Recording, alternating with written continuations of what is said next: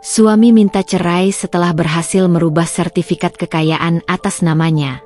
Dia tidak tahu telah masuk jebakanku.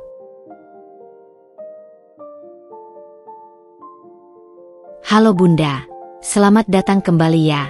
Semoga Bunda semuanya dalam keadaan sehat dan bahagia ya. Sebelum masuk ke ceritanya silahkan Bunda-Bunda semuanya absen terlebih dahulu ya. Bunda semuanya dari daerah mana saja yang sudah subscribe semoga rezekinya lancar ya. Teras rumah mereka selalu menjadi saksi bisu kehangatan yang kini terasa asing. Sore itu, Naura duduk di kursi rotan kesukaannya. Secangkir teh hangat mengepul di tangannya, namun pikirannya melayang jauh. Matahari yang mulai terbenam memancarkan rona jingga ke langit Jakarta, mewarnai taman kecil di depan rumah mereka dengan sentuhan melankolis. Rumah ini, yang dulu penuh tawa dan canda, kini terasa sunyi dan dingin, seolah ikut merasakan keretakan dalam rumah tangganya dengan Mahesa. Naura dan Mahesa menikah 7 tahun lalu. Pertemuan mereka bagai adegan dalam film romantis klasik. Tatapan pertama di sebuah pameran seni, percakapan yang mengalir tanpa jeda, dan janji untuk saling melengkapi. Mahesa, dengan karismanya yang kuat dan ambisinya yang membara, berhasil memikat hati Naura yang lembut dan penuh perhatian. Awal pernikahan mereka dipenuhi dengan kebahagiaan yang terasa nyata. Mereka membangun mimpi bersama, merintis usaha di bidang properti yang perlahan namun pasti membuahkan hasil. Naura selalu menjadi penyeimbang dalam rumah tangga mereka. Ia adalah sosok yang teliti dalam mengelola keuangan, bijaksana dalam mengambil keputusan, dan selalu hadir sebagai pendukung utama Mahesa. Sementara Mahesa adalah motor penggerak, dengan ide-ide brilian dan keberanian mengambil risiko. Kombinasi keduanya menjadikan mereka tim yang solid, baik dalam kehidupan pribadi maupun profesional. Hingga 2 tahun terakhir, segalanya mulai berubah. Kesibukan Mahesa semakin menjadi-jadi. Rapat demi rapat, perjalanan bisnis keluar kota yang semakin sering, membuat waktu mereka bersama kian menipis. Naura berusaha memahami, mendukung ambisi suaminya, namun jauh di lubuk hatinya, ia merasakan ada sesuatu yang hilang. Sentuhan lembut Mahesa berkurang, tatapan matanya tak lagi sehangat dulu, dan percakapan mereka lebih sering diisi dengan urusan pekerjaan daripada cerita tentang hari masing-masing. Naura masih ingat jelas malam ketika Mahesa pertama kali membahas soal pemisahan aset. Saat itu, mereka sedang menikmati makan malam yang sunyi. Tiba-tiba, Mahesa berujar dengan nada serius, "Naura, kita perlu memikirkan masa depan aset kita. Dengan bisnis yang semakin berkembang, akan lebih baik jika semuanya jelas secara hukum." Awalnya, Naura tidak menaruh curiga. Ia pikir Mahesa hanya bersikap hati-hati dan bertanggung jawab. Mereka berdua sepakat untuk mengumpulkan semua sertifikat kepemilikan rumah, tanah, dan aset berharga lainnya. Naura dengan teliti menyerahkan semua dokumen yang ia simpan, mempercayai sepenuhnya niat baik suaminya. Namun, seiring berjalannya waktu, Naura mulai merasakan kejanggalan. Mahesa menjadi sangat tertutup soal proses pengurusan legalitas aset tersebut. Setiap kali Naura bertanya perkembangannya, Mahesa selalu mengelak atau memberikan jawaban yang tidak memuaskan. Ia juga mulai bersikap lebih posesif terhadap dokumen-dokumen yang sudah ia kumpulkan, menyimpannya rapat-rapat seolah ada rahasia besar di baliknya. Kecurigaan Naura semakin menguat ketika ia tidak sengaja melihat Mahesa menerima telepon dengan nada berbisik-bisik dan tergesa-gesa mematikan panggilan saat ia mendekat. Beberapa kali ia juga mendapati Mahesa mengirim pesan singkat dengan senyum misterius di wajahnya. Insting seorang istri berbisik keras di telinganya, mengatakan bahwa ada sesuatu yang tidak beres. Malam ini, di teras yang mulai remang-remang, Naura menarik napas dalam-dalam. Ia tidak lagi bisa mengabaikan firasat buruknya. Ia merasa ada jurang yang semakin dalam memisahkan dirinya dengan Mahesa. Ia mencintai suaminya, namun ia juga merasakan ada kebohongan yang sedang dirajut di belakangnya. Tanpa ia sadari, Mahesa sedang menjalankan sebuah rencana rahasia. Sebuah rencana yang akan segera mengubah hidup mereka untuk selamanya. Dan Mahesa tidak tahu bahwa di balik sikap diam dan patuh Naura, sebuah jebakan sedang disiapkan dengan cermat. Beberapa minggu berlalu sejak percakapan samar Mahesa tentang urgensi pemisahan aset. Suasana di rumah mereka semakin terasa hambar, seperti sayur tanpa garam. Naura berusaha mempertahankan kehangatan, namun Mahesa seolah membangun tembok tak kasat mata di antara mereka. Panggilan teleponnya semakin sering terjadi di luar jangkauan pendengaran Naura, dan tatapannya seringkali kosong, seolah pikirannya berada di tempat lain. Malam itu, jarum jam sudah melewati angka 10 ketika akhirnya Mahesa menginjakkan kaki di ambang pintu. Wajahnya tampak lelah, namun ada guratan yang tak bisa Naura definisikan di sana, mungkin kelegaan yang disembunyikan, atau mungkin kegelisahan yang tertutup rapat. "Maaf, sayang, rapat dengan Pak Surya di luar kota molor. Ada beberapa detail proyek yang harus diselesaikan segera," ujarnya sambil mencium kening Naura sekilas, sebuah formalitas yang akhir-akhir ini sering terjadi. Naura mengangguk, berusaha menyembunyikan kekecewaannya. Ia sudah menyiapkan makan malam istimewa, berharap bisa menghabiskan waktu berkualitas dengan suaminya setelah beberapa hari Mahesa tampak begitu sibuk. Ia membantu Mahesa melepaskan jas mahalnya dan menyampirkannya di sandaran kursi ruang makan. Saat itulah, indera penciuman Naura menangkap sesuatu yang asing. Sebuah aroma bunga yang manis, namun bukan jenis keharuman yang biasa Naura gunakan atau yang pernah ia cium melekat pada tubuh Mahesa. Ada sentuhan eksotis dan sedikit sensual di sana. Sebuah komposisi yang lebih kuat dan lebih provokatif dari sekadar parfum wanita rekan bisnis. Alis Naura sedikit bertaut. Ia mencoba mengingat semua parfum yang pernah Mahesa berikan padanya atau yang pernah mereka beli bersama. Namun aroma ini benar-benar baru. Jantung Naura mulai berdebar tidak karuan. Ia mencoba mencari penjelasan logis. Mungkin saja Mahesa tidak sengaja bersentuhan dengan seseorang di lobi hotel atau di ruang rapat. Namun, rasionalitasnya berbenturan dengan instingnya yang berteriak ada yang tidak beres. Mahesa malam itu juga bertingkah aneh. Ia menghindari kontak mata dengannya, menjawab pertanyaan Naura dengan singkat dan tidak fokus, dan terburu-buru menuju kamar mandi dengan alasan ingin segera mandi dan beristirahat. Sikapnya yang terkesan menghindar itu semakin menguatkan kecurigaan Naura. Setelah Mahesa masuk ke kamar mandi dan suara gemericik air mulai terdengar, Naura memberanikan diri mendekati jas yang tersampir di kursi. Ia mengambil kemeja Mahesa yang tadi dikenakannya, yang kini tergeletak di atas kursi bersama jasnya. Dengan tangan sedikit gemetar, Naura mendekatkan hidungnya ke kerah kemeja berwarna biru muda itu. Aroma asing itu tercium semakin jelas, menusuk hidungnya dengan sensasi yang tidak menyenangkan. Ada jejak keintiman yang tak terucapkan dalam wangi itu. Sebuah pengkhianatan yang tercium namun tak terlihat. Malam itu menjadi malam tanpa tidur bagi Naura. Ia berguling-guling di tempat tidur. Aroma parfum asing itu terus berputar di benaknya seperti hantu. Pertanyaan-pertanyaan menyerbu pikirannya tanpa ampun. Siapa pemilik parfum itu? Pertemuan bisnis seperti apa yang bisa meninggalkan jejak aroma semesra itu di kemeja suaminya? Apakah ini awal dari sebuah perselingkuhan?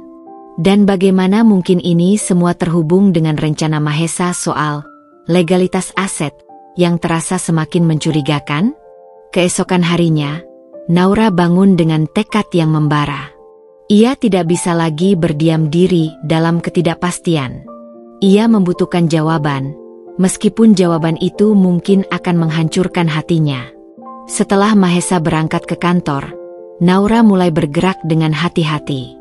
Ia tahu Mahesa sangat menjaga privasinya, terutama soal ponselnya. Namun, Naura teringat bahwa mobil Mahesa biasanya secara otomatis terhubung dengan ponsel suaminya melalui sistem Bluetooth. Dengan jantung berdebar, Naura mengambil kunci mobil Mahesa yang tergeletak di nakas. Ia turun ke garasi yang dingin dan menyalakan mesin mobil mewah itu. Layar dashboard mobil menyala, dan Naura dengan cepat mencari menu riwayat panggilan. Benar dugaannya, di sana tertera daftar panggilan keluar dan masuk Mahesa. Matanya menyipit saat melihat beberapa nomor asing yang sering dihubungi, terutama di larut malam atau di akhir pekan. Nomor-nomor itu tidak tersimpan di buku kontak Mahesa dengan nama yang jelas. Beberapa di antaranya hanya berupa deretan angka tanpa identitas. Naura segera mengeluarkan ponselnya dan mencatat nomor-nomor asing tersebut. Tangannya sedikit gemetar saat menyalin digit demi digit. Ia merasa seperti seorang mata-mata dalam film thriller, mengumpulkan petunjuk yang mungkin akan membuka kedok sebuah rahasia besar. Perasaan tidak nyaman dan sakit hati bercampur aduk dalam dirinya. Namun ada juga secercah tekad untuk mengungkap kebenaran, apapun konsekuensinya. Aroma parfum asing dan deretan nomor misterius di riwayat panggilan mobil telah menjadi titik balik. Naura tahu, ia tidak bisa lagi berpura-pura tidak tahu. Ia harus bertindak. Keesokan harinya, setelah penemuan samar namun mengusik di layar ponsel Mahesa, Naura terjebak dalam pusaran emosi yang saling bertentangan. Kemarahan membakar ulu hatinya, kecewa mencengkeram dadanya dengan nyeri yang familiar, dan rasa penasaran menggerogoti pikirannya tanpa ampun. Pengkhianatan itu terasa nyata, seperti luka menganga yang terus mengeluarkan darah. Namun, di tengah kekacauan batinnya, Naura menyadari bahwa emosi semata tidak akan menyelesaikan masalah ini. Ia membutuhkan bukti yang kuat, fakta yang tak terbantahkan untuk memahami kedalaman pengkhianatan Mahesa dan apa motif di baliknya.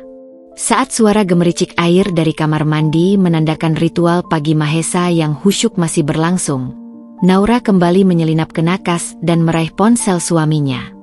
Jantungnya berdebar kencang, bukan hanya karena risiko ketahuan yang begitu besar, tetapi juga karena antisipasi akan kemungkinan menemukan lebih banyak serpihan kebenaran yang mungkin akan semakin menghancurkan hatinya. Dengan gerakan hati-hati, ia membuka kunci ponsel Mahesa. Jari-jarinya menari di atas layar mengikuti pola rumit yang telah menjadi bagian dari rutinitasnya selama bertahun-tahun pernikahan mereka. Tujuannya pertama tetaplah aplikasi pesan singkat. Ia kembali mencari nomor-nomor asing yang semalam telah ia catat dengan cermat di buku catatannya. Satu persatu nomor itu ia telusuri di antara daftar percakapan, berharap ada interaksi yang terlewatkan dalam pemeriksaan sebelumnya. Namun, hasilnya tetap nihil. Kotak masuk pesan singkat Mahesa bersih dari jejak komunikasi dengan nomor-nomor misterius itu. Naura menduga Mahesa sangat teliti dalam menghapus percakapannya, mungkin secara manual atau bahkan menggunakan aplikasi khusus untuk menyembunyikan atau menghapus pesan secara otomatis. Rasa frustrasi mulai menggerogoti kesabarannya. Mahesa, yang selama ini ia kenal sebagai sosok yang cenderung terbuka dan tidak terlalu memperhatikan detail-detail kecil dalam urusan pribadinya, kini menjelma menjadi individu yang penuh rahasia dan lihai dalam menyembunyikan jejak. Perubahan drastis ini semakin menguatkan keyakinan Naura bahwa ada rahasia besar yang sedang Mahesa tutupi. Sebuah rahasia yang kemungkinan besar melibatkan wanita lain dan mungkin juga berkaitan dengan rencana, legalitas aset, yang tiba-tiba muncul ke permukaan. Dengan napas berat, Naura beralih ke aplikasi media sosial dan chatting lainnya yang terinstal di ponsel Mahesa. Ia mencoba memposisikan dirinya sebagai seorang penyelidik, mencari petunjuk di tempat-tempat yang mungkin tidak terpikirkan sebelumnya.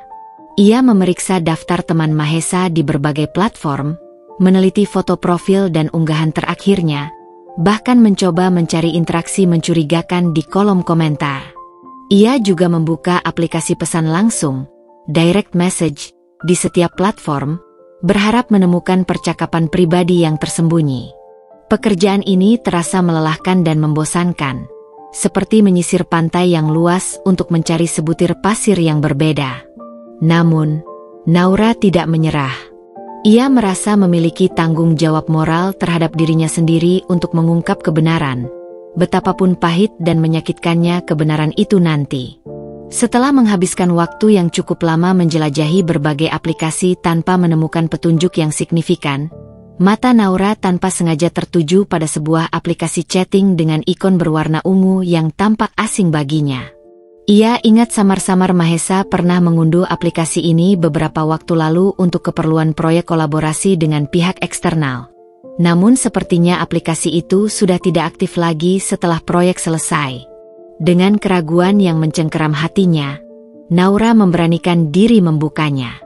Di sana, tersembunyi di antara daftar obrolan yang tampak sepi dan tidak aktif, terdapat sebuah percakapan dengan nama kontak yang hanya berupa inisial A. Tidak ada foto profil yang jelas terpampang, hanya siluet samar seorang wanita dengan rambut panjang yang terurai dengan anggun, memberikan kesan misterius dan menggoda. Napas Naura tercekat di tenggorokannya. Firasat buruk yang selama ini ia abaikan kini menjelma menjadi keyakinan yang menakutkan. Dengan jari-jari yang terasa dingin dan sedikit gemetar, ia mengetuk nama kontak A dan membuka percakapan tersebut.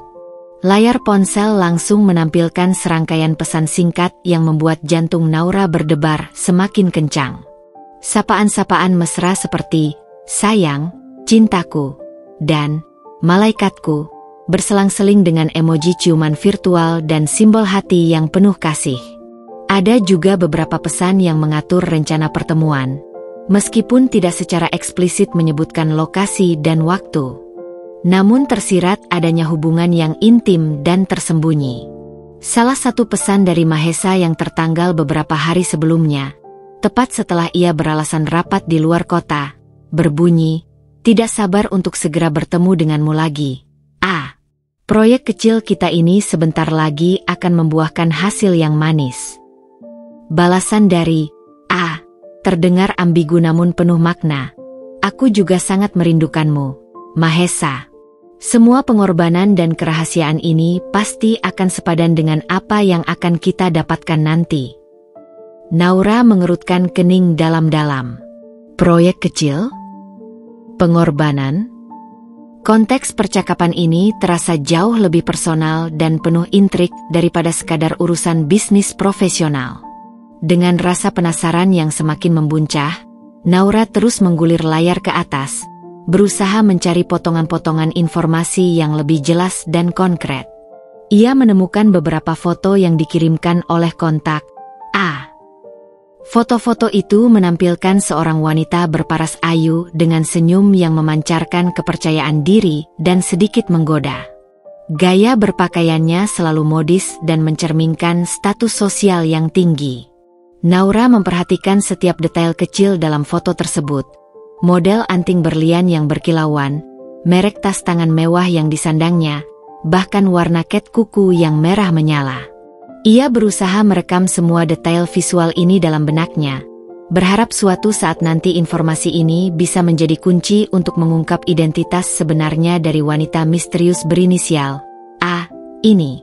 Kemudian, mata Naura tertumbuk pada rangkaian percakapan yang terjadi beberapa hari yang lalu, tepat setelah Mahesa pulang larut malam dengan aroma parfum asing yang begitu kuat membekas di ingatannya. Dalam pesan dari A tertulis, "Terima kasih untuk malam yang indah, Mahesa. Bunga-bunga yang kamu berikan sangat cantik." Mahesa membalas dengan nada mesra, "Kamu jauh lebih cantik, sayang. Sampai jumpa di pertemuan berikutnya." Hati Naura terasa seperti dihantam oleh palu godam yang tak terlihat. Bukti-bukti ini terlalu kuat untuk disangkal. Aroma parfum asing itu hampir pasti milik wanita ini. Air mata yang selama ini ia tahan dengan susah payah akhirnya pecah juga. Ia merasa dikhianati, diremehkan, dan dipermainkan oleh pria yang selama ini ia cintai dan percayai dengan sepenuh hatinya. Pengkhianatan ini terasa seperti tusukan belati tepat di jantungnya. Rasa sakit dan kecewa bercampur aduk dengan kemarahan yang mulai membara di dadanya. Sebuah amarah dingin yang belum pernah ia rasakan sebelumnya. Namun, di tengah badai emosi yang berkecamuk di dalam dirinya, muncul juga secercah tekad dan kewaspadaan yang tajam. Ia tidak akan membiarkan Mahesa terus mempermainkannya dan menganggapnya bodoh. Ia harus mencari tahu lebih banyak tentang wanita berinisial A ini, siapa dia sebenarnya, dan apa sebenarnya yang dimaksud Mahesa dengan proyek dan segalanya dalam pesan-pesan mereka. Intuisi Naura semakin kuat mengatakan bahwa semua ini pasti berhubungan dengan rencana legalitas aset yang Mahesa tiba-tiba gaungkan beberapa waktu lalu. Ada korelasi yang kuat yang mulai terbentuk di benaknya, seperti kepingan-kepingan puzzle yang perlahan mulai tersusun. Dengan tangan yang masih sedikit gemetar, Naura menutup aplikasi chatting itu dengan sangat hati-hati, menghapus jejaknya seolah ia tidak pernah membukanya. Ia mengembalikan ponsel Mahesa ke tempat semula di nakas tepat sebelum suara pintu kamar mandi terbuka dan Mahesa keluar dengan wajah segar. Naura menarik napas dalam-dalam dan berusaha memasang ekspresi wajah yang setenang mungkin, menyembunyikan badai emosi yang sedang berkecamuk hebat di dalam dirinya. Ia tahu, ia membutuhkan waktu untuk mencerna semua informasi yang baru ia temukan dan menyusun rencana tindakan selanjutnya. Ia sadar sepenuhnya bahwa ini hanyalah permulaan dari sebuah permainan yang berbahaya. Malam itu, di ranjang yang terasa dingin dan asing meskipun Mahesa berbaring di sampingnya, Naura memunggungi suaminya yang sudah terlelap dalam tidurnya. Dalam kegelapan kamar, air matanya mengalir tanpa suara, membasahi bantal di bawah kepalanya. Ia merasa dunianya telah berubah selamanya, fondasi pernikahannya retak parah. Namun, di balik kesedihan yang mendalam dan rasa sakit yang tak tertahankan, benih sebuah rencana pembalasan mulai tumbuh subur di benaknya. Ia tidak akan menjadi korban yang pasrah. Ia akan mengungkap seluruh kebenaran dan membuat Mahesa mempertanggungjawabkan pengkhianatan dan kebohongannya. Setelah menemukan percakapan mesra antara Mahesa dan kontak bernama A di aplikasi chatting rahasia, Naura merasa seperti tersesat di labirin cermin. Setiap refleksi yang ia lihat terasa familiar namun asing, mengaburkan batas antara kenyataan dan ilusi. Ia tahu ia harus menemukan jalan keluar, mencari kejelasan di tengah kabut pengkhianatan yang semakin pekat.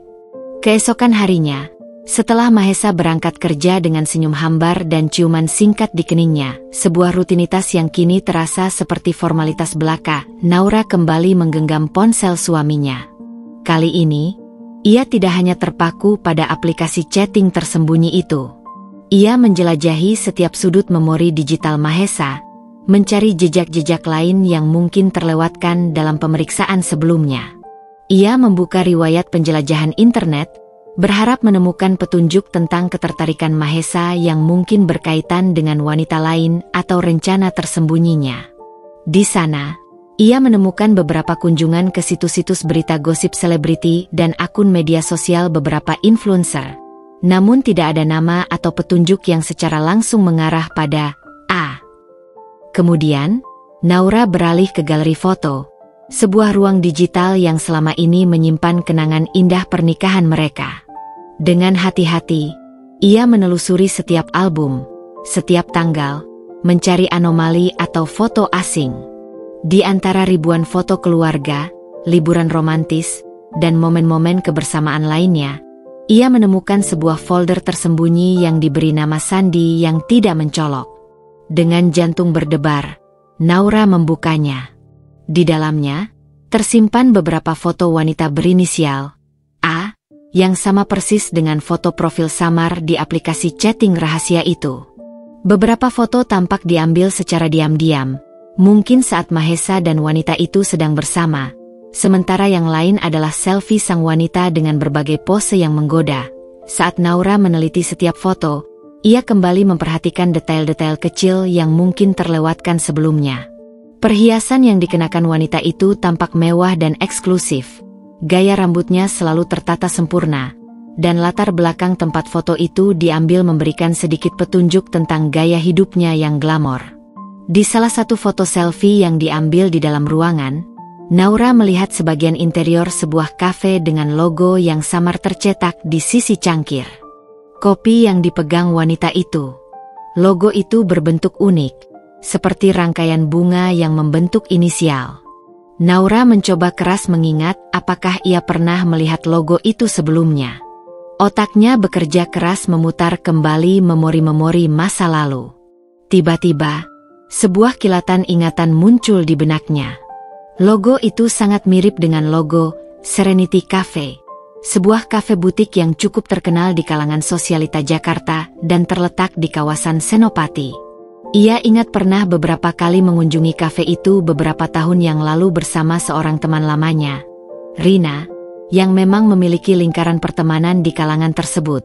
Sebuah ide cerdas dan penuh harapan tiba-tiba muncul di benak Naura. Rina adalah sosok yang memiliki jaringan pertemanan yang luas dan selalu tahu perkembangan gosip terbaru di kalangan sosialita Jakarta. Jika ada seseorang yang mungkin mengenal wanita di foto itu atau setidaknya pernah melihatnya di Serenity Cafe, maka orang itu adalah Rina. Tanpa membuang waktu berharga, Naura segera meraih ponselnya dan menghubungi Rina. Setelah bertukar basa-basi singkat tentang kabar masing-masing, Naura memberanikan diri mengajukan pertanyaan yang selama ini menggerogoti pikirannya. Rin, aku mau tanya sesuatu yang mungkin terdengar agak aneh dan pribadi. Apa kamu mengenal seseorang dengan inisial A yang sering terlihat di kalangan sosialita? Terdengar jeda singkat di seberang saluran telepon. Inisial A? Wah, now, banyak sekali orang dengan inisial itu di Jakarta ini. Memangnya kenapa? Ada apa gerangan?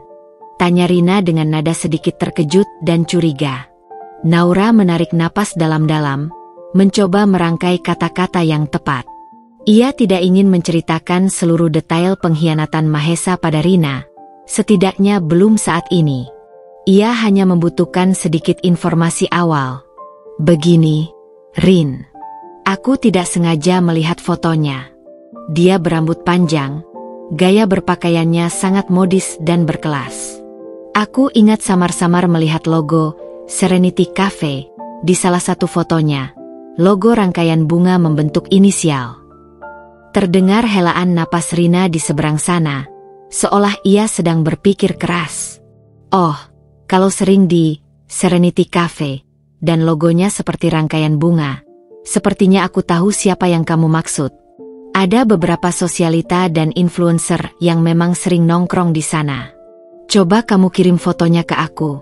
Now, nanti aku coba tanya-tanya ke beberapa teman dekatku yang mungkin mengenalnya. Naura merasakan secercah harapan menyala di dalam hatinya. Ada kemungkinan ia bisa mengungkap identitas wanita misterius itu melalui bantuan Rina. Dengan hati-hati, ia memilih salah satu foto selfie terbaik wanita itu dari galeri Mahesa dan mengirimkannya kepada Rina melalui aplikasi pesan singkat. Ia menunggu dengan cemas. Setiap detik terasa begitu lambat, menantikan balasan dari temannya yang mungkin membawa jawaban atas pertanyaan-pertanyaan yang selama ini menghantuinya. Tidak lama kemudian, ponsel Naura berdering. Sebuah panggilan masuk dari Rina tertera di layarnya. Dengan tangan sedikit gemetar, Naura mengangkat telepon itu. Halo, Rin. Now, suara Rina terdengar sedikit terkejut namun juga penuh empati. Aku rasa aku tahu siapa wanita di foto ini. Namanya Anya. Dia seorang influencer cukup terkenal di media sosial dan juga punya bisnis online shop pakaian mewah yang cukup sukses. Aku pernah beberapa kali bertemu dengannya di acara-acara fashion dan pesta-pesta sosialita. Kamu mengenalnya? Jantung Naura berdegup semakin kencang mendengar nama itu. Anya. Jadi, inisial A yang selama ini menjadi misteri itu adalah Anya. Ia mencoba keras mengingat apakah Mahesa pernah menyebut nama itu dalam percakapan mereka selama ini. Namun ia tidak bisa mengingatnya sama sekali. Fakta ini semakin menguatkan dugaannya bahwa hubungan Mahesa dan Anya memang disembunyikan rapat-rapat. Tidak, Rin. Aku tidak mengenalnya secara langsung. Tapi, ini sangat penting bagiku. Apa kamu tahu sesuatu tentang hubungannya dengan seorang pengusaha properti? Tanya Naura dengan nada hati-hati, berusaha menyembunyikan kegelisahan dan emosi yang berkecamuk di dalam dirinya. Rina terdiam sejenak di seberang sana, seolah sedang menimbang-nimbang jawabannya. Kalau hubungan spesifiknya aku kurang tahu, Now. Tapi Anya memang sering terlihat dekat dengan beberapa pengusaha sukses di Jakarta. Dia cukup populer di kalangan mereka. Ada apa sebenarnya, Now? Kamu terdengar sangat khawatir dan tegang. Naura menghela napas panjang, mencoba meredakan gejolak emosinya. Nanti aku ceritakan semuanya padamu, Rin. Ini terlalu rumit untuk dibicarakan lewat telepon. Tapi yang jelas, informasi darimu sangat berharga bagiku. Terima kasih banyak atas bantuanmu. Setelah menutup telepon, Naura merasa pikirannya semakin berkecamuk dengan berbagai kemungkinan. Ia kini memiliki nama, Anya, seorang influencer dan pebisnis yang dikenal dekat dengan kalangan pengusaha. Fakta ini semakin menguatkan dugaannya tentang keterlibatan wanita itu dalam rencana Mahesa terkait aset-aset pernikahan mereka. Mengapa seorang influencer dan pebisnis kaya raya tertarik pada suaminya, kecuali jika ada motif lain yang lebih dalam? Naura merasa ia tidak bisa hanya berdiam diri dan terus mengumpulkan bukti secara pasif. Informasi dari Rina menjadi titik terang pertamanya. Sebuah petunjuk yang membuka jalan untuk penyelidikan yang lebih aktif. Ia harus mencari tahu lebih banyak tentang latar belakang Anya, hubungannya yang sebenarnya dengan Mahesa, dan apa peran wanita itu dalam rencana tersembunyi suaminya terkait legalitas aset yang semakin terasa mencurigakan. Ia tahu, permainan baru saja dimulai. Setelah berhasil mendapatkan nama Anya dari Rina, Naura merasa seperti seorang arkeolog yang menemukan artefak kuno di tengah reruntuhan. Nama itu adalah petunjuk awal, namun ia tahu bahwa untuk memahami keseluruhan cerita, ia perlu menggali lebih dalam, mengumpulkan lebih banyak serpihan informasi yang berserakan. Keesokan harinya, Naura memutuskan untuk memanfaatkan aset terbesarnya selain kecerdasannya, jaringan pertemanannya. Sebagai seorang wanita yang telah lama berkecimpung di dunia bisnis properti yang kompetitif, ia telah membangun relasi yang luas dan beragam.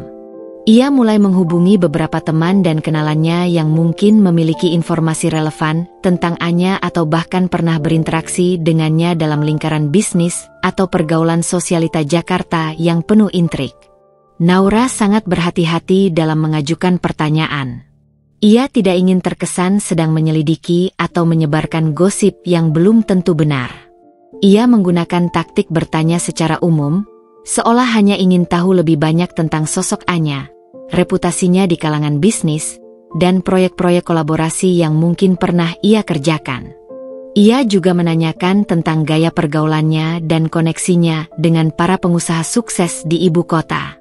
Dari beberapa teman sosialitanya yang memiliki lidah tajam dan mata yang awas, Naura mendapatkan gambaran yang cukup jelas tentang Anya. Ia digambarkan sebagai wanita yang sangat ambisius, memiliki kecerdasan di atas rata-rata, dan pesona yang mampu meluluhkan hati banyak pria berkuasa. Anya dikenal pandai memanfaatkan koneksinya untuk memajukan karirnya sebagai influencer dan pebisnis online shop pakaian mewah. Beberapa teman Naura bahkan secara tidak sengaja pernah melihat Anya dan Mahesa bersama dalam beberapa acara peluncuran proyek properti atau pertemuan bisnis belakangan ini. Mereka mengira keduanya sedang menjalin kerjasama profesional, mengingat Mahesa juga dikenal sebagai pengusaha properti yang sukses. Informasi ini bagai anak panah yang menancap tepat di jantung Naura. Jadi, kedekatan Mahesa dan Anya tidak hanya sebatas hubungan personal yang terlarang, tetapi juga melibatkan urusan bisnis yang mungkin menjadi kedok untuk pertemuan-pertemuan rahasia mereka. Ini menjelaskan mengapa Mahesa sering beralasan harus bertemu klien penting atau membahas proyek hingga larut malam, padahal mungkin saja ia sedang menghabiskan waktu dengan wanita itu. Tidak puas dengan informasi dari teman-temannya, Naura juga melakukan penyelidikan secara online. Ia menjelajahi akun media sosial Anya yang ternyata memiliki banyak pengikut dan interaksi yang tinggi. Dari sana, Ia mendapatkan lebih banyak gambaran tentang gaya hidup mewah Anya yang penuh dengan kemewahan, lingkaran pertemanannya yang didominasi oleh para sosialita dan pengusaha, serta berbagai proyek bisnis yang sedang ia geluti. Namun, meskipun Anya sering berinteraksi dengan banyak orang di media sosial, Naura tidak menemukan satupun foto atau unggahan yang secara eksplisit menunjukkan kedekatannya dengan Mahesa.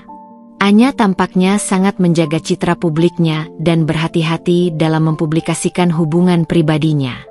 Namun, mata jeli Naura tidak menyerah begitu saja. Ia memperhatikan dengan seksama setiap komentar yang muncul di unggahan-unggahan Anya. Ia menemukan beberapa komentar dari akun-akun yang tidak dikenal, atau hanya memiliki sedikit pengikut yang terasa sedikit berbeda dari komentar-komentar lainnya. Komentar-komentar tersebut seringkali menggunakan emoji hati atau memberikan pujian yang berlebihan dengan nada yang sedikit personal. Naura mencatat nama-nama akun tersebut, berharap bisa menemukan petunjuk lebih lanjut tentang identitas mereka dan kemungkinan keterkaitan mereka dengan Mahesa atau Anya. Selain fokus mencari informasi tentang Anya, Naura juga tidak melupakan tujuan utama Mahesa terkait legalitas aset mereka. Ia merasa perlu memahami secara utuh apa yang sedang direncanakan suaminya di belakangnya. Dengan hati-hati, ia mulai mengumpulkan semua dokumen kepemilikan aset mereka yang tersimpan di brankas rumah. Ia mempelajari setiap detail dalam dokumen-dokumen tersebut, mencoba memahami alur proses hukum yang sedang berjalan dan implikasinya bagi dirinya. Untuk mendapatkan pemahaman yang lebih mendalam, Naura menghubungi seorang teman lamanya dari masa kuliah yang kini berprofesi sebagai notaris terpercaya. Dengan alasan ingin berkonsultasi mengenai perencanaan keuangan keluarga, Naura bertemu dengan temannya secara diam-diam di sebuah kafe yang jauh dari jangkauan kenalan mereka. Ia menunjukkan salinan beberapa dokumen aset mereka dan menanyakan tentang proses balik nama sertifikat kepemilikan. Informasi yang ia dapatkan dari temannya itu sangat mengejutkan dan menghancurkan hatinya. Temannya menjelaskan bahwa proses balik nama sertifikat kepemilikan aset memang sedang berjalan dengan lancar dan bahkan hampir selesai. Yang lebih mengkhawatirkan, semua aset yang semula atas nama mereka berdua kini dialihkan sepenuhnya atas nama Mahesa seorang, tanpa mencantumkan nama Naura sebagai pemilik bersama. Mendengar konfirmasi mengerikan ini, hati Naura terasa seperti ditusuk oleh ribuan jarum yang tajam. Jadi, inilah rencana licik Mahesa yang sebenarnya. Ia tidak hanya menjalin hubungan terlarang dengan wanita lain di belakangnya, tetapi juga secara sistematis berencana untuk menguasai seluruh aset keluarga mereka secara diam-diam, meninggalkannya tanpa apapun. Kata-kata Mahesa dalam pesan singkatnya kepada Anya, "Sebentar lagi kita akan memiliki segalanya," kini terasa begitu mengerikan dan penuh perhitungan, merujuk pada penguasaan aset mereka. Naura merasakan gelombang amarah dan luka yang tak terhingga menghantam dirinya. Kepercayaan dan cinta yang selama ini ia berikan dengan tulus kepada Mahesa telah dihancurkan dengan cara yang begitu keji dan terencana. Namun, di tengah badai emosi yang berkecamuk di dalam dirinya, tekadnya untuk melawan dan membela diri semakin menguat. Ia tidak akan membiarkan Mahesa merampas haknya dan masa depannya begitu saja tanpa perlawanan. Dengan informasi tentang identitas Anya dan konfirmasi tentang rencana jahat Mahesa terkait pengalihan aset, Naura merasa ia telah mengumpulkan cukup banyak serpihan informasi untuk mulai menyusun gambaran yang lebih jelas tentang pengkhianatan suaminya. Ia tahu bahwa ia tidak bisa lagi hanya berdiam diri dan mengumpulkan bukti secara pasif. Ia harus bertindak cepat dan cerdik. Jebakan yang selama ini ia persiapkan secara diam-diam, berdasarkan insting dan kecurigaannya, harus segera diaktifkan sebelum Mahesa berhasil mewujudkan rencana liciknya. Setelah mendapatkan konfirmasi pahit dari sang notaris tentang pengalihan aset dan berhasil mengidentifikasi Anya sebagai wanita simpanan Mahesa, amarah Naura mencapai titik didih yang berbahaya. Namun, di balik gejolak emosi yang mengancam untuk meledak, otaknya bekerja dengan dingin dan terencana. Ia menyadari bahwa konfrontasi langsung tanpa persiapan matang hanya akan membuat Mahesa semakin berhati-hati dan menggagalkan rencananya untuk mengungkap kebenaran dan mendapatkan keadilan. Kesabaran dan kecerdikan kini menjadi senjatanya yang paling ampuh. Tirai sandiwara harus segera diangkat. Malam itu, ketika Mahesa pulang kerja dengan wajah letih namun menyimpan rahasia di balik matanya, Naura menyambutnya di ambang pintu dengan senyum yang lebih cerah dan tulus dari biasanya. Ia bahkan telah menyiapkan kejutan kecil, makan malam romantis di teras belakang rumah mereka, lengkap dengan lilin-lilin aromatik yang menari-nari dalam kegelapan, alunan musik lembut yang mengalun dari speaker tersembunyi, dan buket bunga mawar merah kesukaan mereka yang sudah lama tidak menghiasi meja makan mereka. Mahesa tampak terkejut bercampur senang dengan perubahan sikap Naura yang tiba-tiba dan begitu menyenangkan. Mungkin dalam benaknya, ia menyimpulkan bahwa Naura sama sekali tidak menaruh curiga dan semakin mudah untuk ia manipulasi sesuai dengan rencananya. Selama makan malam yang terasa intim dan penuh kepalsuan bagi Naura, ia bersikap sangat manis dan penuh perhatian kepada Mahesa. Ia memuji kerja kerasnya dalam mengembangkan bisnis properti mereka, menanyakan dengan antusias tentang perkembangan proyek-proyek terbarunya, dan bahkan sesekali menyentuh tangannya dengan lembut. Ia juga tidak lupa menyinggung soal legalitas aset dengan nada santai dan penuh kepolosan. Bagaimana perkembangan pengurusan sertifikat itu, Mas? Semoga semuanya berjalan lancar ya. Aku jadi tidak sabar ingin melihat hasilnya. Mahesa tampak sedikit terkejut dengan pertanyaan itu, matanya berkedut sesaat. Namun ia berusaha keras untuk mempertahankan ketenangannya dan memasang senyum meyakinkan. Oh, itu sedang dalam proses, sayang. Semuanya berjalan sesuai rencana kok. Tidak ada yang perlu kamu khawatirkan. Ini semua demi kebaikan dan keamanan masa depan kita bersama kok. Naura membalas senyum Mahesa dengan senyum lembut yang tampak tulus. Namun dalam hatinya ia mencibir sinis. Demi kebaikan kita bersama, pikirnya. Mahesa tidak tahu bahwa Naura sudah mengetahui seluruh kebohongannya dan rencana liciknya. Ia hanya sedang memainkan perannya dengan sempurna. Beberapa hari berlalu, dan Naura mulai menjalankan langkah selanjutnya dalam rencana liciknya. Ia berpura-pura menunjukkan minat yang besar terhadap dunia investasi dan bisnis properti yang selama ini digeluti Mahesa.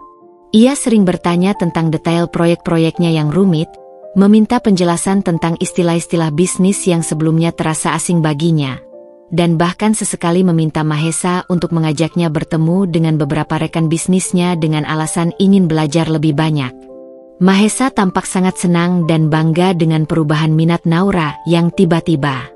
Ia merasa istrinya akhirnya mulai memahami dan mendukung ambisinya, bahkan ingin terlibat lebih dalam kehidupannya sebagai seorang pengusaha. Ia sama sekali tidak menyadari bahwa setiap pertanyaan polos dan permintaannya yang antusias itu hanyalah bagian dari rencana Naura untuk mengumpulkan lebih banyak informasi tentang bisnisnya, membangun alibi yang kuat, dan mengamati gerak-geriknya dengan lebih seksama. Suatu sore, Naura dengan nada manja meminta Mahesa untuk menemaninya menghadiri sebuah acara pameran properti bergengsi yang diadakan oleh salah satu rekan bisnis terkemuka Mahesa. Mahesa awalnya tampak enggan karena merasa sangat lelah setelah seharian berkutat dengan pekerjaan di kantor. Namun Naura berhasil membujuknya dengan rayuan lembut dan janji pijatan relaksasi di rumah setelah acara selesai. Mahesa pun luluh dan bersedia menemaninya. Di acara pameran properti yang ramai dan dipenuhi oleh para pengusaha dan investor kelas atas itu, Naura dengan sengaja bersikap sangat ramah dan mudah bergaul dengan semua orang yang ia temui. Ia aktif berkenalan dengan banyak rekan bisnis Mahesa, bertukar kartu nama dengan senyum menawan, dan terlibat dalam percakapan ringan seputar perkembangan industri properti.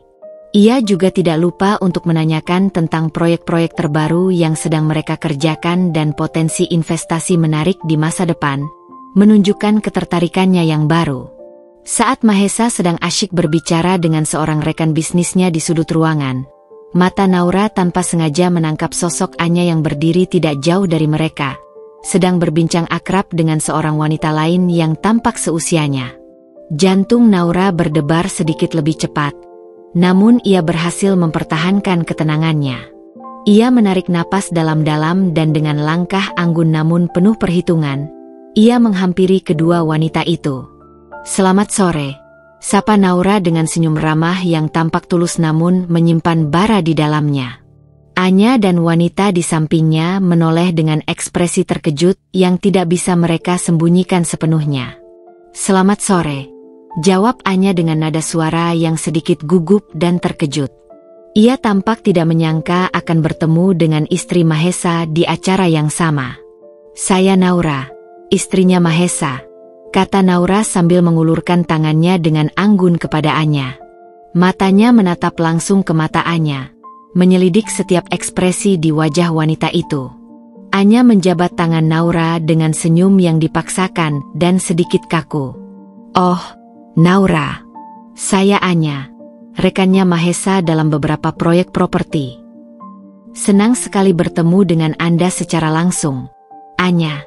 Mahesa sering sekali bercerita tentang proyek-proyek kolaborasi kalian yang sangat sukses," kata Naura dengan nada sopan namun menyimpan sindiran yang tajam. Ia memperhatikan dengan seksama ekspresi wajah Anya yang tampak semakin tidak nyaman dan berusaha menyembunyikan kegugupannya. Wanita di samping Anya hanya tersenyum canggung, merasakan adanya ketegangan yang tak terucapkan di antara kedua wanita itu. Percakapan singkat namun penuh ketegangan yang tersembunyi itu menjadi awal dari permainan yang sesungguhnya.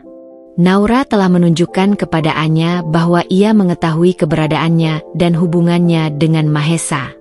Ia juga mulai membangun citra di depan rekan-rekan bisnis suaminya sebagai seorang istri yang mendukung dan tertarik dengan bisnis suaminya, sehingga tidak akan ada yang mencurigai gerak-geriknya di kemudian hari. Mahesa, yang melihat interaksi singkat mereka dari kejauhan, tampak sedikit khawatir dan tidak nyaman. Namun ia berusaha keras untuk menyembunyikan perasaannya dan tetap tersenyum kepada rekan bisnisnya. Naura tahu bahwa ia harus bermain dengan sabar dan langkah demi langkah yang terukur.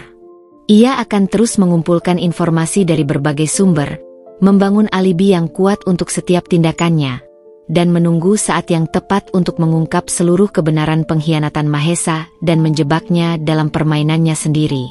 Permainan baru saja dimulai, dan Naura tidak berniat untuk kalah. Ia akan memastikan Mahesa membayar mahal atas kebohongan dan pengkhianatannya. Setelah pertemuan singkat namun penuh implikasi dengan Anya di pameran properti, Naura merasakan urgensi yang semakin besar untuk mengungkap lebih dalam tentang wanita itu. Ia yakin bahwa Anya adalah pusat dari jaring-jaring kebohongan Mahesa, dan dengan memahami latar belakang serta koneksi Anya Zevani, ia akan dapat membongkar seluruh rencana licik suaminya. Anya Zevani bukan hanya sekadar wanita simpanan, tetapi mungkin juga kaki tangan dalam rencana pengalihan aset. Keesokan harinya, Naura memutuskan untuk menyelami lebih dalam dunia digital Anya Zevani.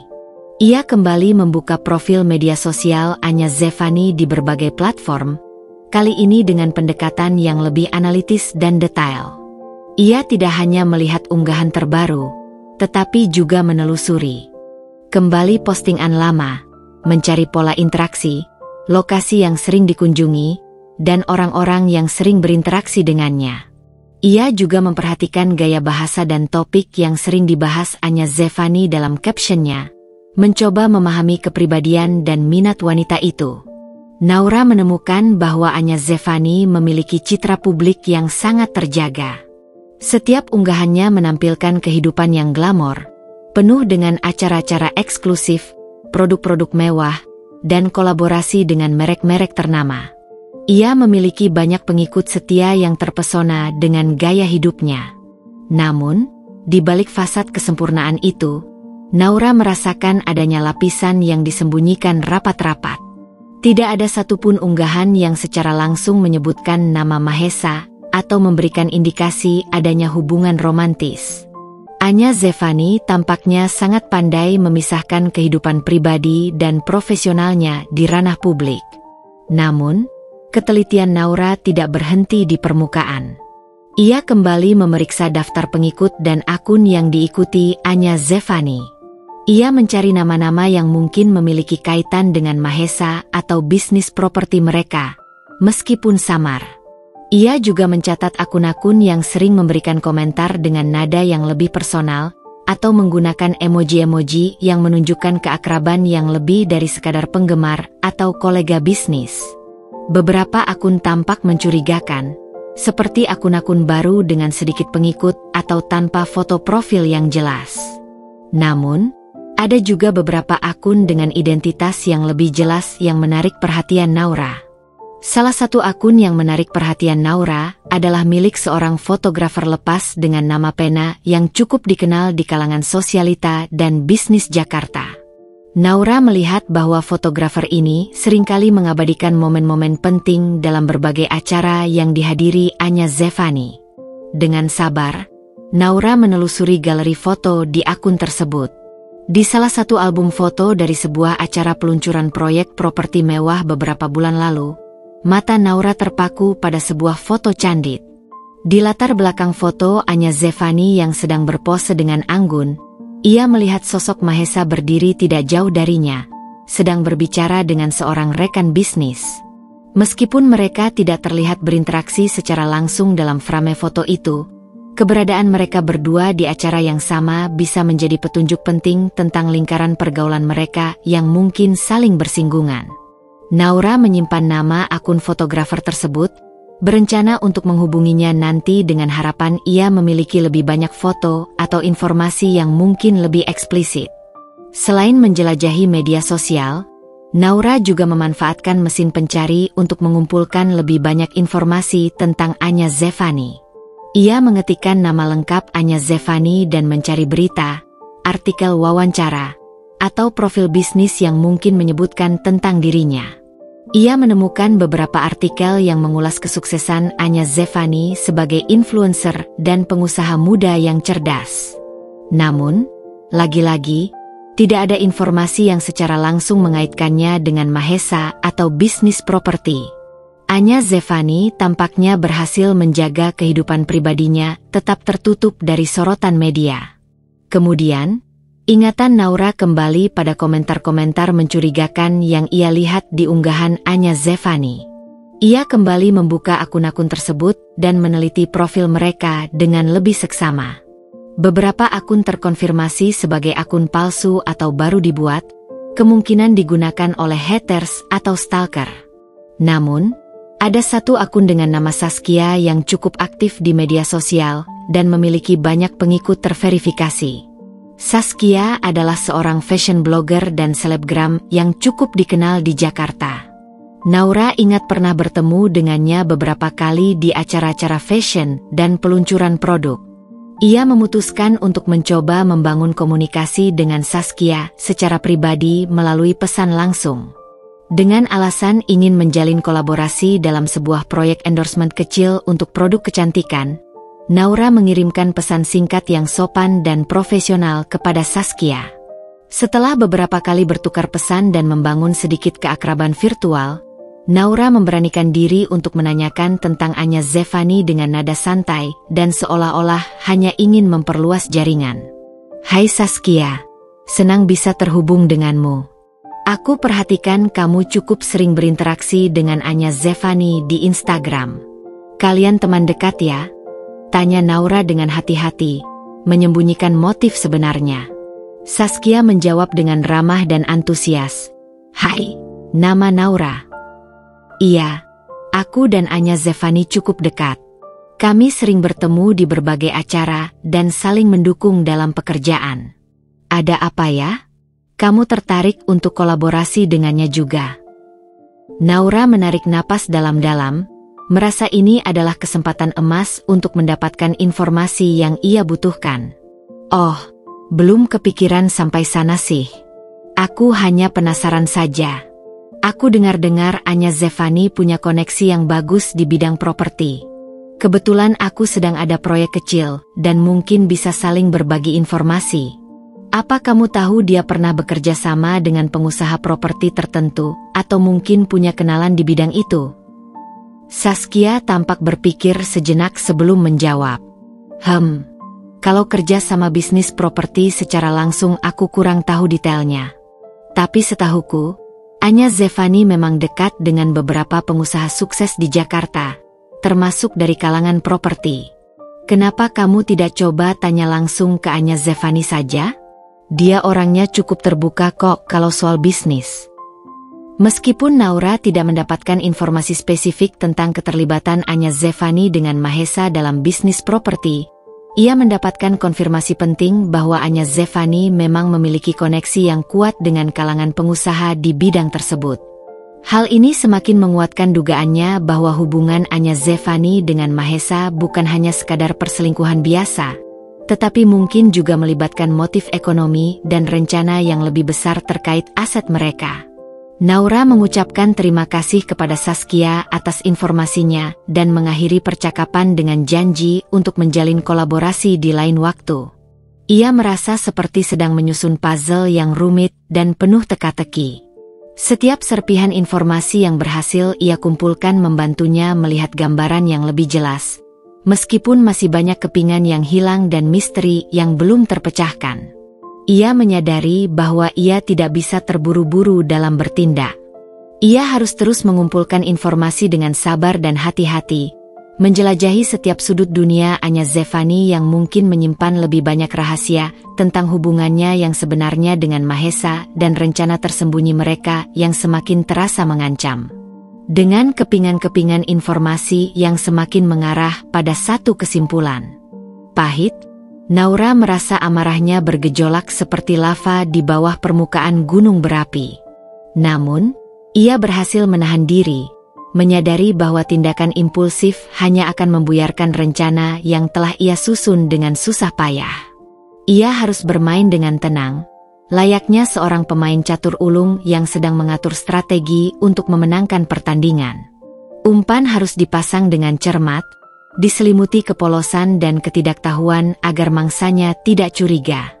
Naura memulai aksinya dengan menunjukkan ketertarikan yang dibuat-buat terhadap dunia bisnis properti yang menjadi ladang nafkah Mahesa. Ia seringkali mengajukan pertanyaan detail tentang proyek-proyek yang sedang dikerjakan suaminya, memintanya untuk menjelaskan istilah-istilah teknis yang rumit dengan tatapan mata yang penuh kekaguman palsu. Ia bahkan tak segan menawarkan ide-ide inovatif yang sebenarnya ia peroleh dari hasil riset mendalamnya tentang bisnis online shop pakaian mewah Anya Zevani, mencoba memancing reaksi Mahesa dan menguji pengetahuannya. Mahesa, yang dibutakan oleh egonya dan merasa berhasil menutupi perselingkuhannya, tampak semakin senang dan bangga dengan perubahan sikap Naura yang dianggapnya sebagai bentuk dukungan istri terhadap karirnya.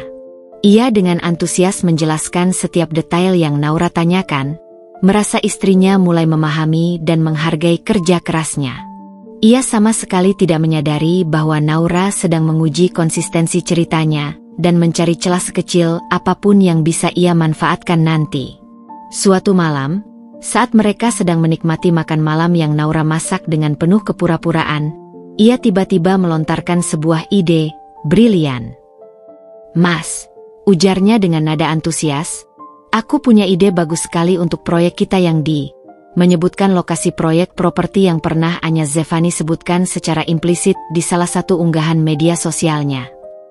Aku lihat Anya Zevani sering membahas konsep desain, menyebutkan konsep desain interior yang sering dibahas Anya di media sosialnya. Menurutku, konsep itu sangat menarik dan mungkin bisa kita terapkan untuk menarik lebih banyak pembeli." Mahesa tampak sedikit terkejut mendengar nama Anya Zevani keluar dari mulut Naura. Ia berusaha keras untuk mempertahankan ekspresi wajahnya agar tetap tenang dan menjawab dengan nada meremehkan. "Oh ya? Konsep yang menarik sih, sayang. Tapi kita sudah punya tim desain interior sendiri yang sangat kompeten.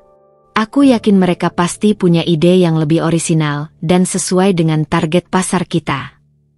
Tapi kan tidak ada salahnya kalau kita mempertimbangkan ide dari luar juga, Mas.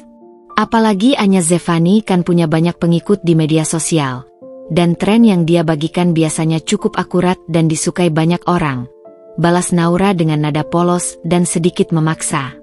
Ia mengamati dengan seksama ekspresi wajah Mahesa yang tampak sedikit gelisah dan berusaha menyembunyikan ketidaknyamanannya. Beberapa hari kemudian, Naura kembali, secara tidak sengaja, menyebut nama Anya Zevani dalam percakapan mereka. Kali ini, ia bertanya tentang sebuah acara pameran desain interior bergengsi yang pernah dihadiri Anya dan dipublikasikannya di Instastory-nya. "Mas, kamu kenal dekat dengan Anya Zevani? Aku lihat dia juga hadir di pameran desain interior yang kemarin kamu datangi, kan? Aku sempat melihat fotonya di Instastory-nya." Mahesa tampak semakin defensif dan berusaha mengelak. "Sayang, kita akan bertemu dengan banyak sekali orang di acara-acara seperti itu. Aku tidak terlalu memperhatikan satu persatu wajah tamu yang hadir." "Oh, begitu ya," jawab Naura singkat, menyembunyikan senyum kemenangan yang hampir saja tersungging di bibirnya. Ia tahu Mahesa sedang berbohong. Ia ingat betul Mahesa menyebutkan tentang pameran itu sebelumnya dengan nada antusias, dan mustahil ia tidak menyadari kehadiran seorang influencer terkenal seperti Anya Zevani. Selain menunjukkan ketertarikannya pada bisnis Mahesa, Naura juga mulai membangun kedekatan dengan beberapa rekan bisnis suaminya. Ia sering menghubungi mereka dengan alasan ingin belajar lebih banyak tentang seluk-beluk dunia properti. Dalam percakapan-percakapan santai itu, ia sesekali menyinggung nama Anya Zevani dengan nada biasa dan tanpa kecurigaan, seolah-olah tidak ada yang aneh dengan hubungan mereka. Ia bahkan bertanya tentang proyek-proyek kolaborasi Mahesa dengan berbagai pihak, termasuk influencer untuk promosi. Dari percakapan dengan salah satu rekan bisnis Mahesa yang dikenal cukup terbuka dan suka bergosip, Naura mendapatkan informasi yang lebih eksplisit dan menguatkan dugaannya. Rekan bisnis itu bercerita bahwa Mahesa dan Anya Zevani memang terlihat sangat dekat belakangan ini, tidak hanya dalam urusan pekerjaan tetapi juga sering bertemu di luar jam kantor. Ia bahkan secara implisit menyebutkan bahwa banyak yang menduga mereka sedang menjalin hubungan asmara di belakang Naura. Informasi ini bagai pisau yang mengiris hati Naura. Namun ia berhasil menyembunyikan rasa sakitnya di balik senyum ramah. Ia kini memiliki konfirmasi yang lebih kuat tentang perselingkuhan Mahesa. Naura juga tidak lupa untuk terus memantau aktivitas media sosial Anya Zevani. Ia melihat bahwa Anya semakin sering mengunggah foto-foto yang lokasinya terasa familiar bagi Naura. Tempat-tempat mewah yang sering dikunjungi Mahesa untuk bertemu klien penting, atau bahkan tempat-tempat romantis yang pernah menjadi saksi bisu kencan mereka di awal-awal pernikahan. Ini terasa seperti Anya sedang menandai wilayahnya, seolah ingin menunjukkan kepada Naura, secara tidak langsung melalui media sosial, bahwa ia memiliki tempat istimewa dalam kehidupan Mahesa. Dengan semua informasi yang berhasil ia kumpulkan dan analisis, Naura mulai merancang umpan yang lebih besar dan lebih menggoda. Ia ingin membuat Mahesa merasa aman dan semakin yakin bahwa Naura tidak menaruh curiga sama sekali. Ia ingin Mahesa lengah dan melakukan kesalahan fatal yang akan membongkar seluruh kebohongannya dan mengungkap rencana liciknya terkait pengalihan aset. Suatu malam, dengan senyum manis dan nada penuh kasih, Naura mengajak Mahesa untuk merayakan ulang tahun pernikahan mereka yang akan tiba beberapa minggu lagi. Ia mengusulkan untuk menghabiskan waktu berdua di sebuah villa mewah dan terpencil di luar kota, tempat yang sangat romantis dan menawarkan privasi. Ia bahkan menunjukkan foto-foto villa tersebut yang tampak sangat indah dan mewah. Mahesa, yang merasa bersalah dan mungkin juga ingin menutupi jejak perselingkuhannya, tampak sangat senang dan antusias dengan ide romantis itu dan langsung menyetujuinya tanpa ragu sedikit pun. Namun, Mahesa tidak pernah menyangka bahwa di balik rencana perayaan ulang tahun pernikahan yang tampak romantis dan spontan ini, Naura telah menyiapkan kejutan yang jauh berbeda. Villa mewah itu bukanlah sekadar tempat untuk berlibur, tetapi juga panggung untuk mengungkap kebenaran dan menjebak Mahesa dalam permainannya sendiri. Umpan telah dipasang dengan sempurna, dan Naura hanya perlu menunggu dengan sabar hingga Mahesa menelannya bulat-bulat. Perjalanan menuju villa mewah di kawasan puncak terasa diwarnai ketegangan yang tak kasat mata, meskipun Naura berusaha keras menciptakan ilusi liburan romantis. Mahesa, di sisi kemudi, tampak bersemangat dan sesekali melirik Naura dengan senyum penuh harap, mungkin membayangkan beberapa hari pribadi yang intim dengan istrinya, tanpa sedikit pun menyadari badai kebenaran yang sebentar lagi akan menghantamnya. Naura, di kursi penumpang, membalas senyum Mahesa dengan senyum palsu yang terasa kaku di bibirnya. Sementara di dalam hatinya, amarah dan kekecewaan bergolak seperti ombak yang siap menerjang pantai. Villa yang mereka tuju memang menawarkan kemewahan dan tersembunyi di antara pepohonan pinus yang menjulang tinggi dan menghadap ke lembah hijau yang membentang luas. Begitu mereka tiba dan menginjakan kaki di halaman villa yang asri, Mahesa langsung terkesan dengan desain bangunan yang elegan, fasilitas modern yang lengkap, dan terutama yang dijanjikan. Ia merangkul Naura dari belakang dan mencium lembut keningnya. "Terima kasih banyak, sayang. Tempat ini benar-benar sempurna. Kamu memang selalu tahu cara membuatku bahagia." Naura hanya membalas pelukan Mahesa dengan singkat dan tersenyum tipis yang tidak mencapai matanya. "Semoga kamu menyukai kejutan-kejutan lainnya juga, Mas," ujarnya dengan nada ambigu yang tidak ditangkap oleh Mahesa yang sedang berbunga-bunga. Malam itu, Naura dengan telaten menyiapkan makan malam spesial di ruang makan villa yang mewah. Ia memasak hidangan-hidangan kesukaan Mahesa, menatanya dengan indah di atas meja makan kayu yang menghadap langsung ke jendela besar dengan pemandangan malam yang memukau. Cahaya lilin-lilin aromatik yang bertebaran di sekitar meja menciptakan suasana romantis yang dulu sering mereka nikmati, namun kini terasa hampa bagi Naura. Mahesa tampak sangat menikmati suasana yang diciptakan Naura, memuji masakannya dan sesekali menggoda Naura dengan sentuhan-sentuhan mesra. Setelah selesai menikmati makan malam yang penuh kepura-puraan, Naura mengajak Mahesa untuk duduk bersamanya di teras belakang villa.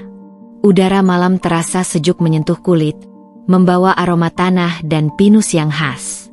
Di atas mereka, langit malam bertaburan bintang-bintang yang berkelap-kelip, menciptakan pemandangan yang seharusnya romantis. Naura menyodorkan segelas anggur merah berkualitas tinggi kepada Mahesa, merek kesukaan mereka berdua. "Selamat ulang tahun pernikahan kita yang ke-7, Mas," ucap Naura dengan suara lembut namun menyimpan nada dingin yang tersembunyi, sambil mengangkat gelas anggurnya. Matanya menatap lurus ke mata Mahesa, mencari jejak kebohongan di sana. "Selamat ulang tahun juga untuk istriku tercinta," balas Mahesa sambil menyentuhkan gelasnya ke gelas Naura dengan senyum lebar yang tampak tulus namun terasa palsu bagi Naura. Ia tampak benar-benar bahagia dan tidak sedikit pun curiga dengan perubahan sikap Naura yang begitu manis. Setelah beberapa saat menikmati keheningan malam yang hanya dipecah oleh suara jangkrik, Naura menarik napas dalam-dalam dan memulai percakapan yang sebenarnya ingin ia lakukan sejak mereka tiba. "Mas, sebenarnya ada sesuatu yang sangat penting ingin aku bicarakan denganmu." Mahesa menatapnya dengan ekspresi bingung yang dibuat-buat. "Ada apa, sayang? Kamu tiba-tiba tampak sangat serius. Apa terjadi sesuatu?" Naura meletakkan gelas anggurnya di meja dengan hati-hati. "Ini tentang aset-aset kita, Mas." Ekspresi wajah Mahesa langsung berubah drastis. Senyumnya memudar, dan ia tampak sangat tidak nyaman dan gelisah. Matanya bergerak-gerak menghindari tatapan Naura. "Aset? Kenapa tiba-tiba kamu membahas soal itu, sayang? Bukankah kita sudah sepakat untuk mempercayakannya padaku?" Naura menaikkan sebelah alisnya dengan tatapan menyelidik. "Aku hanya ingin memastikan semuanya jelas, Mas. Kamu bilang sedang mengurus legalitasnya, kan? Sudah sampai mana prosesnya? Aku sebagai istrimu juga berhak tahu perkembangan keuangan dan aset keluarga kita." Nada suara Naura tetap lembut, namun ada ketegasan yang tidak bisa diabaikan di sana. Mahesa menghela napas berat, mencoba mengulur waktu. "Oh, itu masih dalam proses, sayang. Ada beberapa hal yang perlu diselesaikan dengan notaris. Nanti kalau semuanya sudah beres, pasti aku akan kasih tahu kamu detailnya. Aku hanya ingin tahu detailnya sekarang, Mas. Sebagai istrimu dan sebagai orang yang ikut berkontribusi dalam membangun semua ini, aku juga berhak tahu tentang masa depan keluarga kita dan bagaimana aset-aset itu dikelola. Desak Naura dengan nada yang semakin dingin dan menusuk. Ia tidak akan membiarkan Mahesa terus mengelak. Mahesa akhirnya menghela napas panjang, tanda menyerah. Baiklah, baiklah. Semuanya sudah hampir selesai kok. Sertifikatnya. Sudah hampir semuanya atas nama aku. Ia mengucapkan kalimat terakhir itu dengan nada pelan, seolah menyadari implikasinya.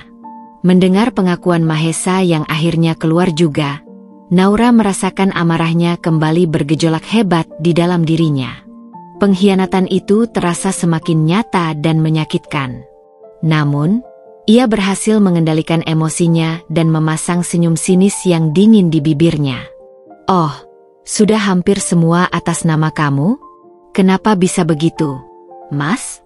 Bukankah selama ini kita membangun semuanya bersama-sama, dengan keringat dan air mata kita berdua? Mahesa tampak semakin terpojok dan tidak berdaya. Ia mulai mencari-cari alasan yang terdengar dibuat-buat dan tidak masuk akal. Ini demi kebaikan kita juga kok, sayang. Biar lebih mudah kalau ada urusan administrasi atau hal-hal yang tidak terduga di kemudian hari. Kamu kan tahu aku lebih mengerti soal urusan seperti ini. Mudah untuk kamu sendiri maksudmu, Mas? Tanya Naura dengan nada dingin yang menusuk jantung Mahesa. Ia tidak lagi menyembunyikan kekecewaannya. Mahesa terdiam, tidak bisa menemukan kata-kata untuk membela diri. Ia tahu ia telah melakukan kesalahan besar. Saat itulah, dengan gerakan cepat dan terencana, Naura mengeluarkan sebuah tablet tipis dari balik selimut lembut yang menutupi kakinya. Ia meletakkannya di atas meja teras di antara mereka berdua dan menekan tombol play. Layarnya langsung menampilkan sebuah video yang sedang diputar. Video itu menampilkan Mahesa dan Anya Zevani sedang bermesraan di dalam sebuah apartemen mewah yang jelas bukan milik mereka. Adegan-adegan dalam video itu sangat intim dan tidak bisa disangkal lagi. Wajah Mahesa pucat pasi melihat tayangan video yang menghancurkan dunianya itu.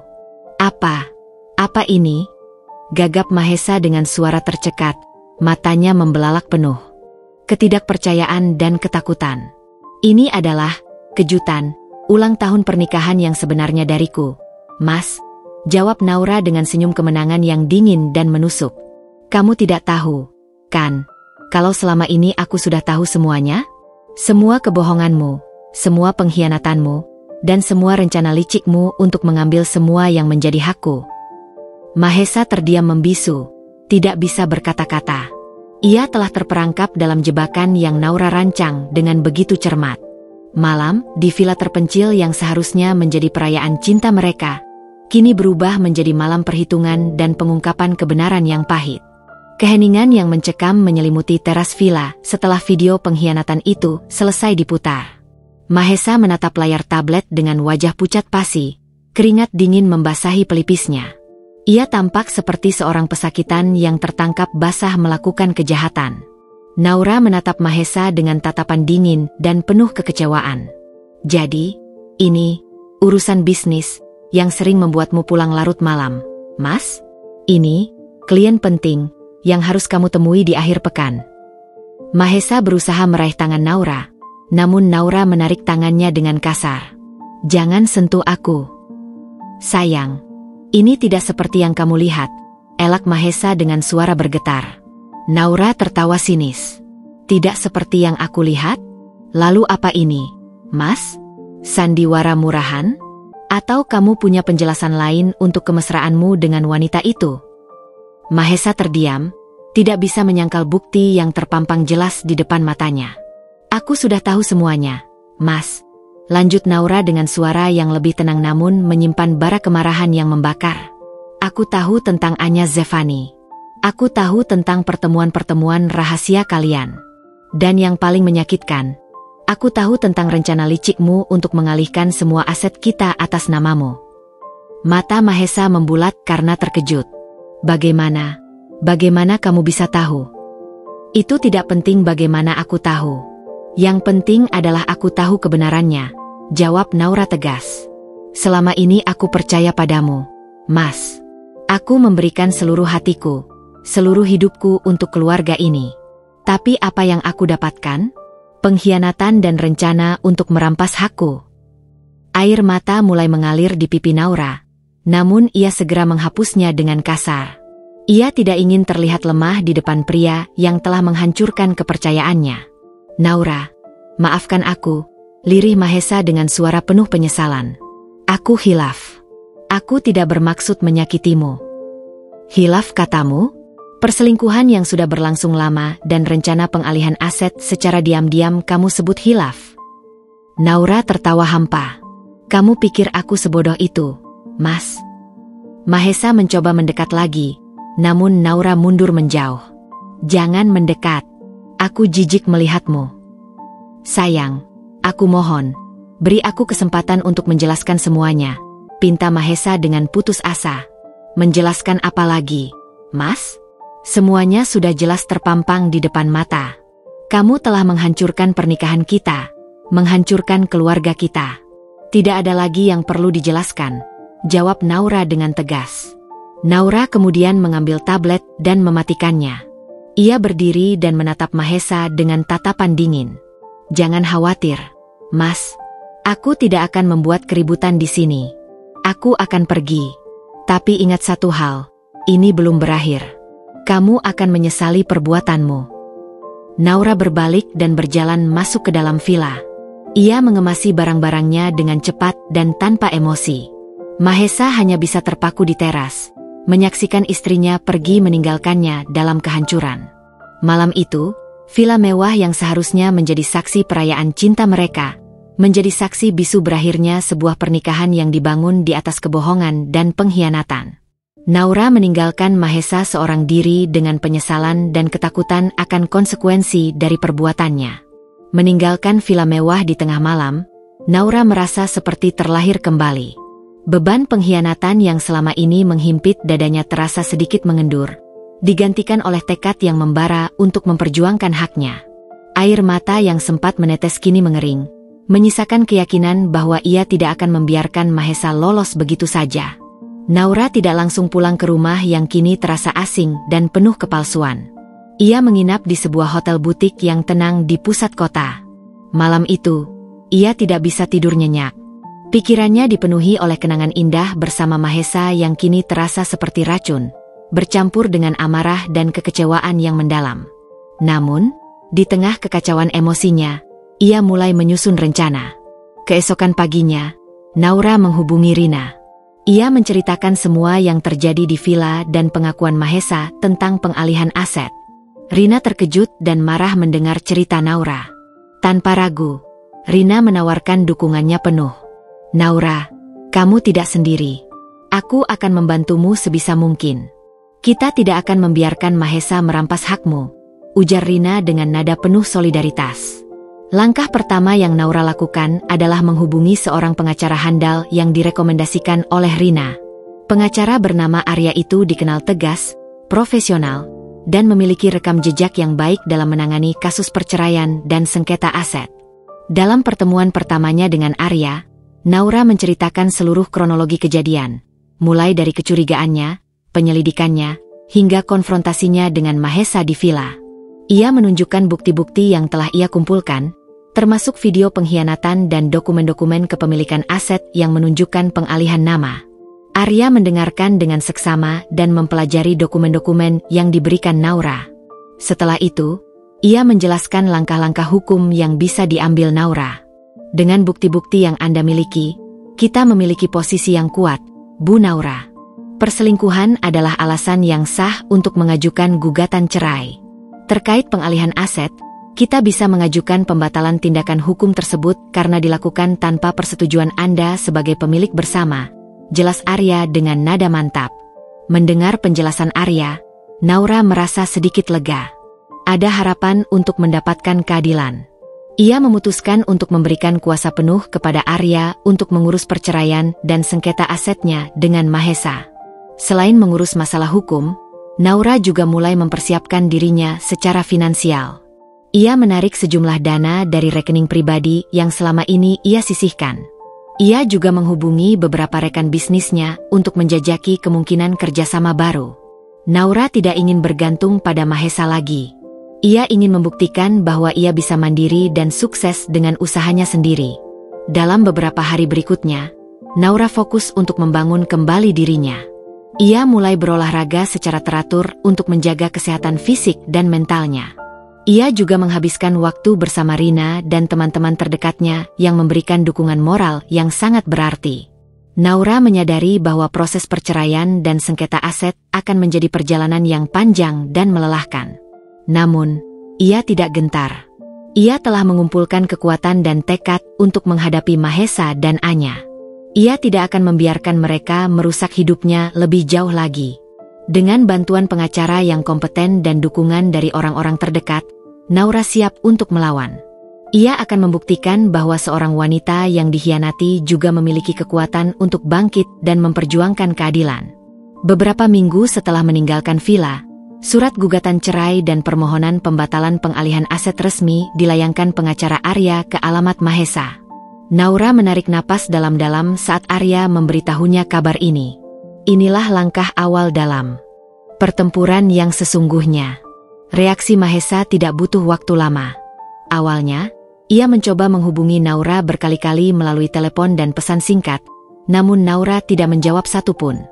Ia memblokir semua kontaknya, tidak ingin mendengar lagi alasan atau pembelaan dirinya. Kemudian, Mahesa mulai menghubungi Rina, memohon agar Rina membujuk Naura untuk berbicara dengannya. Namun, Rina dengan tegas menolak permintaannya dan justru mendukung penuh tindakan Naura. Mahesa, kamu sudah keterlaluan. Kamu pikir Naura akan diam saja setelah semua yang kamu lakukan? Hadapi saja konsekuensi dari perbuatanmu, ujar Rina dengan nada dingin dan penuh kekecewaan. Merasa semua usahanya untuk menghubungi Naura gagal, Mahesa akhirnya mendatangi kantor Arya. Ia tampak marah dan tidak terima dengan gugatan cerai dan permohonan pembatalan aset yang diajukan Naura. Apa-apaan ini, Arya? Kenapa kamu ikut campur urusan rumah tangga saya? Bentak Mahesa dengan nada tinggi. Arya dengan tenang menghadapi kemarahan Mahesa. Saya di sini bertindak sebagai kuasa hukum Ibu Naura. Beliau telah memberikan kuasa penuh kepada saya untuk menyelesaikan masalah ini secara hukum. Tapi ini tidak adil. Naura tidak punya hak melakukan ini, sergah Mahesa. Justru tindakan Anda yang tidak adil, Bapak Mahesa. Anda melakukan perselingkuhan dan secara sepihak mengalihkan aset-aset yang seharusnya menjadi milik bersama tanpa persetujuan istri Anda. Kami memiliki bukti-bukti yang kuat untuk mendukung gugatan kami, jawab Arya dengan tegas sambil menunjukkan salinan video dan dokumen-dokumen aset.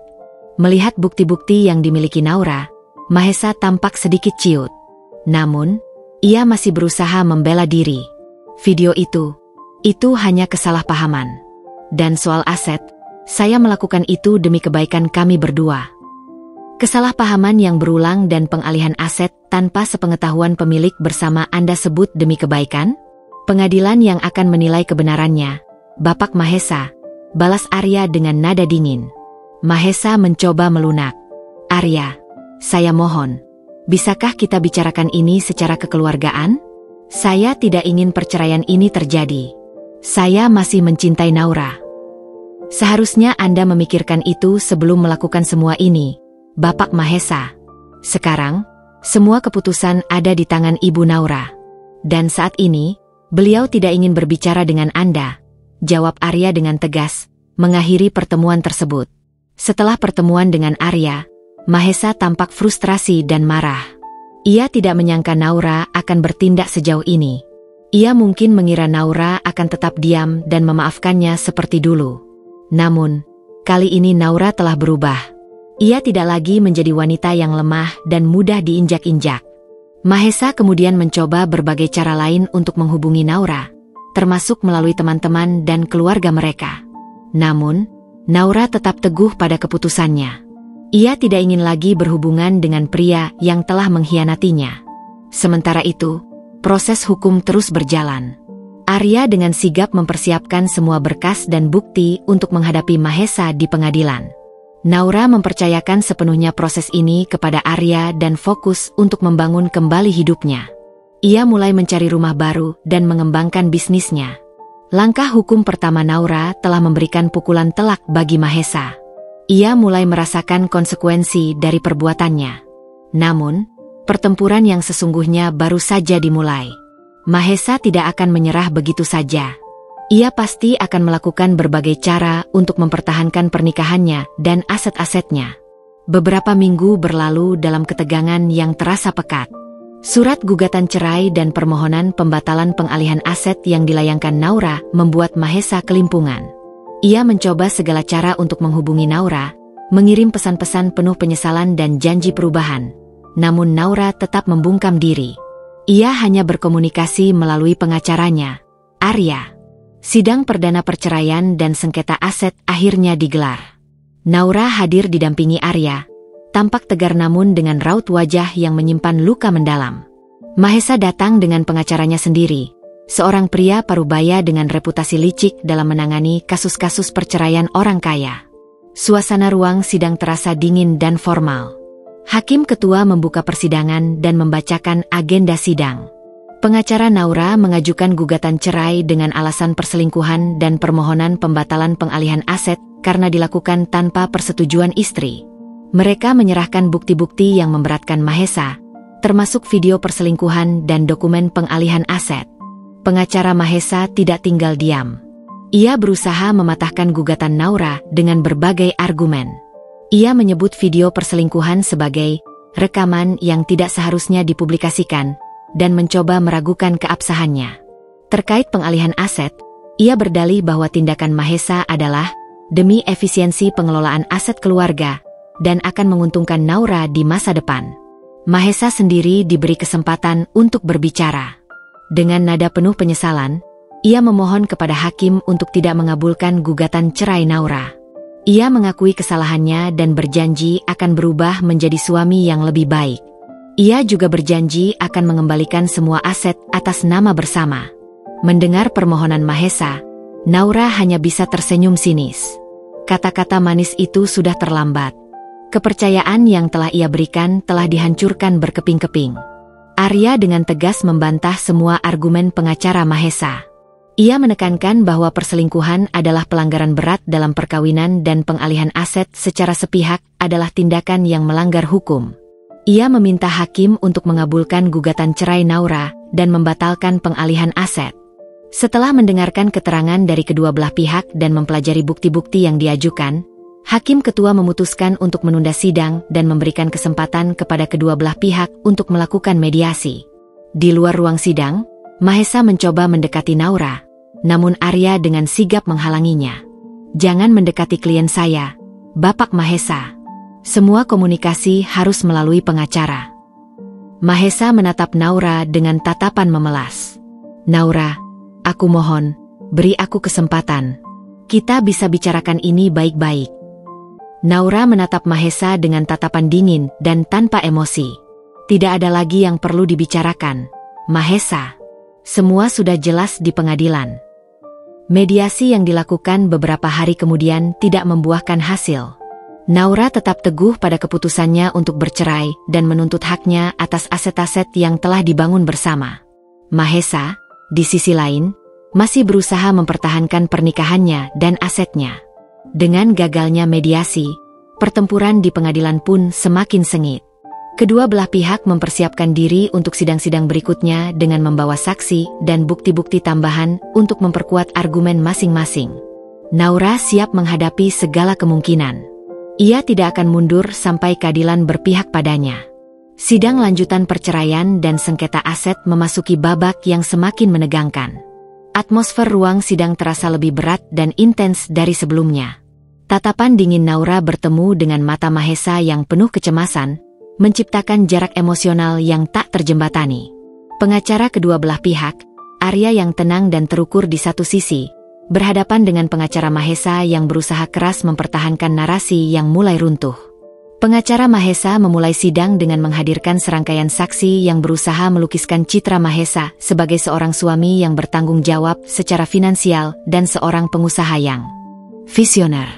Seorang rekan bisnis Mahesa memberikan kesaksian tentang dedikasi Mahesa terhadap pekerjaan dan kontribusinya dalam mengembangkan perusahaan. Seorang kerabat jauh mencoba menggambarkan Mahesa sebagai sosok keluarga yang penyayang.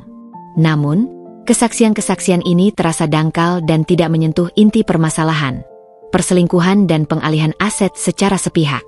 Pengacara Mahesa bahkan mencoba menginsinuasi motif tersembunyi Naura dalam mengajukan gugatan, menyiratkan bahwa Naura, setelah bertahun-tahun menikmati kemewahan, kini hanya ingin memanfaatkan situasi untuk mendapatkan harta Mahesa. Namun, Arya telah mempersiapkan diri dengan matang.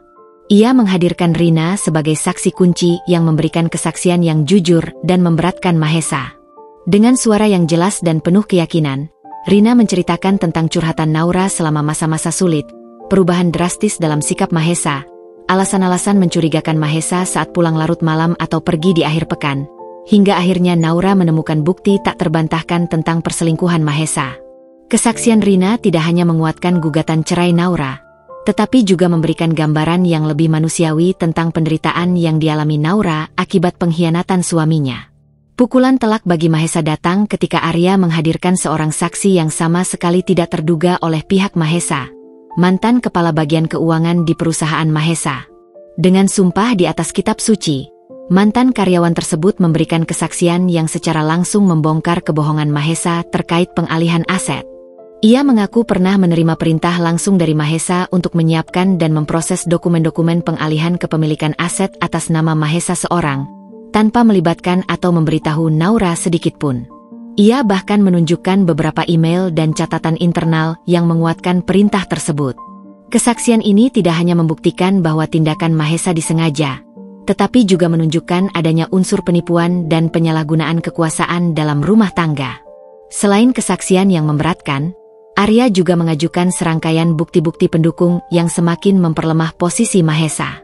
Ia menunjukkan catatan keuangan keluarga yang terdokumentasi dengan rapi, yang secara jelas memperlihatkan bahwa Naura tidak hanya berperan sebagai ibu rumah tangga, tetapi juga aktif berkontribusi secara finansial dalam membangun kekayaan mereka melalui investasi dan bisnis sampingan yang ia kelola.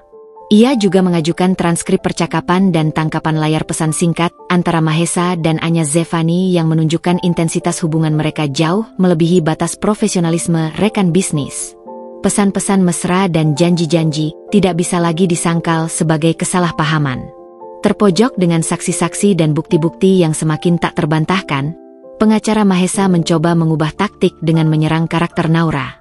Ia mengajukan pertanyaan-pertanyaan insinuatif yang mencoba menggali informasi pribadi yang tidak relevan dengan pokok perkara, dengan harapan bisa merusak citra Naura di mata hakim dan menciptakan keraguan tentang motifnya.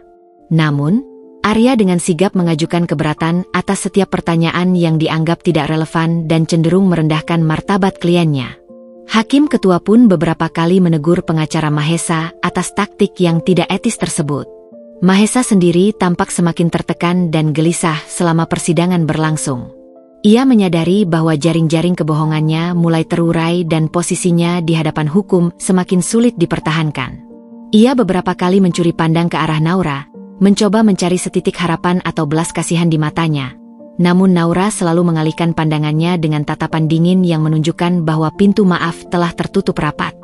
Di penghujung sidang yang melelahkan, Hakim ketua memberikan kesempatan terakhir kepada kedua belah pihak untuk menyampaikan kesimpulan akhir. Arya dengan suara mantap dan penuh keyakinan kembali menegaskan tuntutan Naura, mengabulkan gugatan cerai dengan alasan perselingkuhan, menyatakan batal demi hukum tindakan pengalihan aset yang dilakukan secara sepihak, dan memerintahkan pembagian harta gonogini secara adil sesuai dengan kontribusi nyata masing-masing pihak selama pernikahan. Pengacara Mahesa masih berusaha mengajukan pembelaan terakhir dengan argumen-argumen yang terdengar semakin lemah dan tidak meyakinkan, mencoba menciptakan keraguan di benak hakim. Namun, fakta-fakta yang terungkap dan kesaksian para saksi telah menciptakan narasi yang sulit untuk dipatahkan. Setelah mendengarkan dengan saksama semua keterangan, mempelajari bukti-bukti yang diajukan, dan mencatat setiap detail persidangan, Hakim ketua akhirnya memutuskan untuk menunda sidang dan mengumumkan bahwa putusan akhir akan dibacakan pada sidang berikutnya. Keluar dari ruang sidang, Naura merasakan beban di pundaknya sedikit berkurang. Tabir kebohongan Mahesa telah terkoyak di depan mata hukum. Fakta-fakta dan saksi-saksi yang dihadirkan Arya telah memberikan gambaran yang jelas tentang kebenaran yang selama ini ia perjuangkan dengan susah payah. Namun, ketidakpastian masih menggantung hingga putusan hakim dibacakan.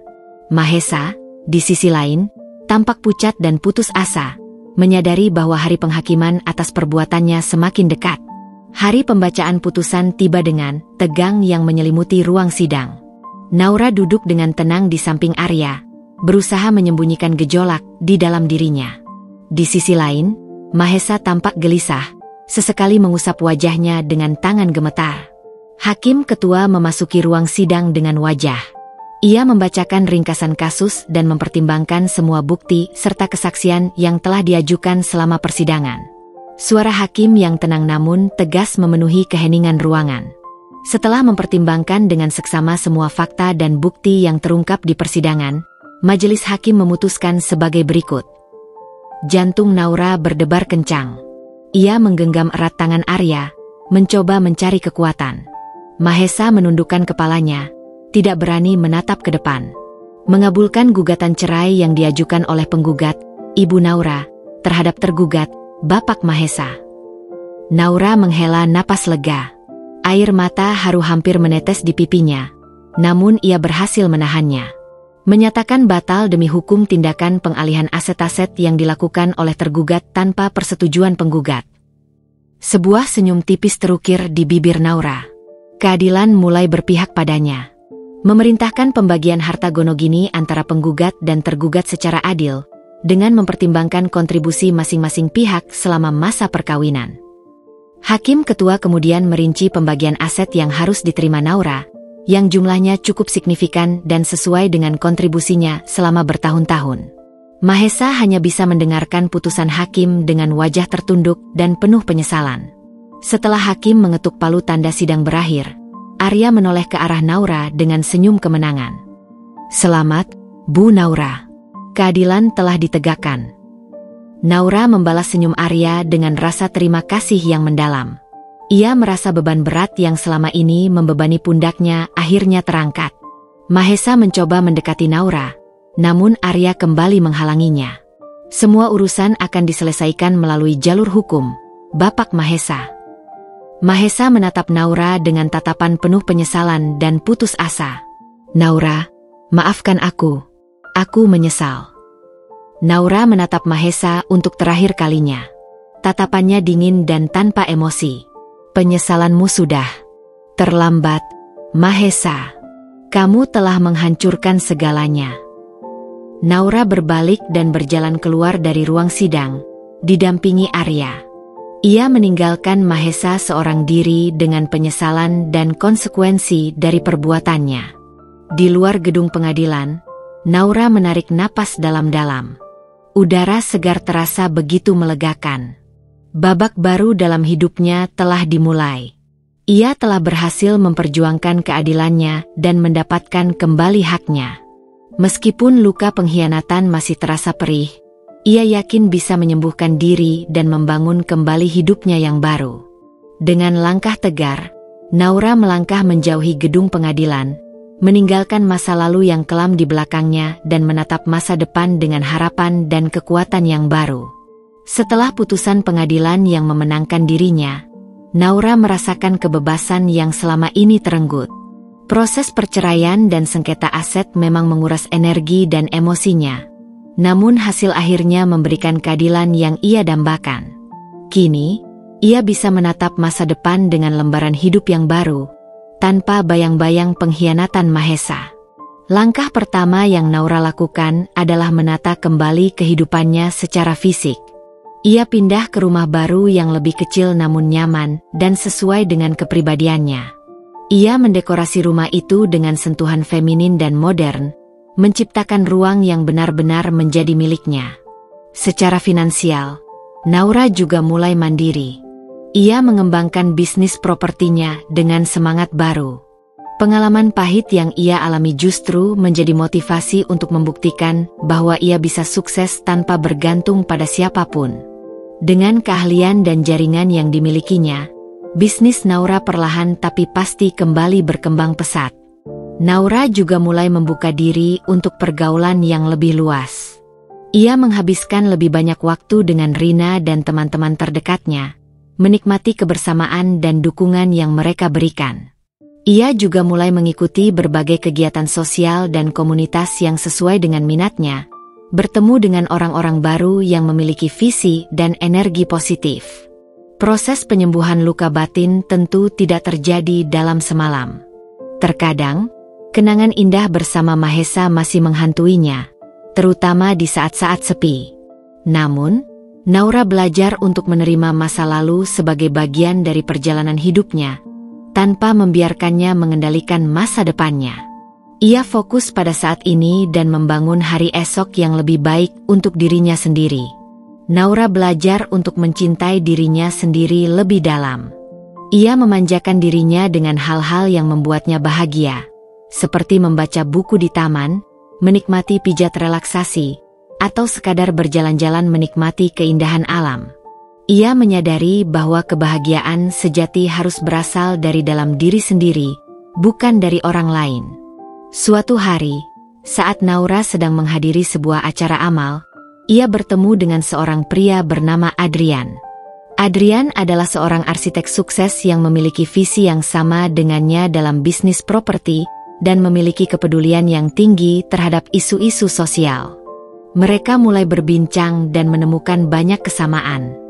Adrian menunjukkan ketertarikan yang tulus pada Naura, bukan hanya karena kecantikan dan kesuksesannya, tetapi juga karena ketangguhan dan kebijaksanaannya.